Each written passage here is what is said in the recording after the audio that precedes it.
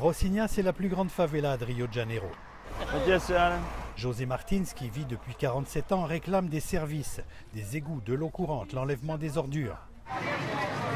Ici commence la Via Appia.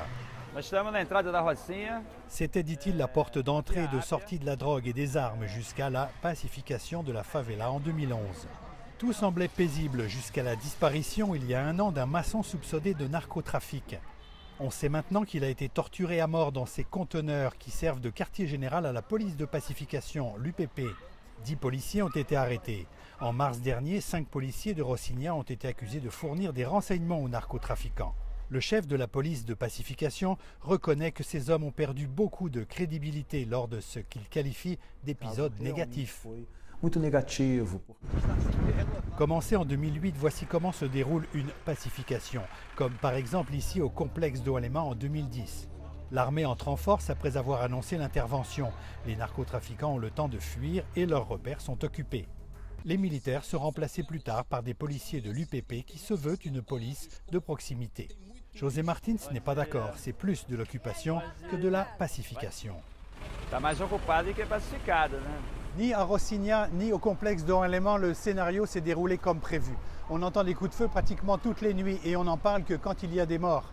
Les postes de police sont carrément attaqués par les bandits. Les narcotrafiquants sont en train de reconquérir leur territoire.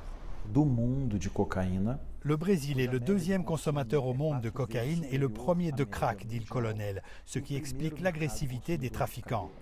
Mais ça ne veut pas dire que la pacification est un échec, dit-il. Ailleurs, ça marche bien. Dizer que não funciona. Les habitants des favelas ont raison de se plaindre, dit cette sociologue. Ils font toujours la confrontation. Les habitants ont plein de plaintes en disant on n'est pas bien traités, on nous traite comme des trafiquants, on nous traite comme des bandits. Et on est surveillé pendant la journée, pendant la nuit. C'est ce que dit Diogo Barbosa, ce résident de Rocinha. Mais il approuve la pacification. C'est nouveau et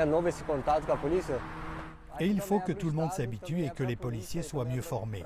La sociologue croit que le mal est bien plus profond. Finalement, il y a un fond de racisme dans tout ça. Complètement, absolument. Il y a un racisme de classe et de couleur de peau. Il y a un racisme parce que pour nous, les pauvres sont les noirs. Au complexe d'Oalema, on a construit un téléphérique pour faciliter l'accès au métro. José Martins se bat parce qu'on veut faire la même chose à Rocinha. Pour lui, la priorité devrait être l'eau, les égouts et l'hygiène. Mais pour les autorités, ce n'est pas une priorité parce que, contrairement au téléphérique, dit-il, ça ne se voit pas. Porque não aparece. Jean-Michel Leprince, Radio-Canada, Rio de Janeiro.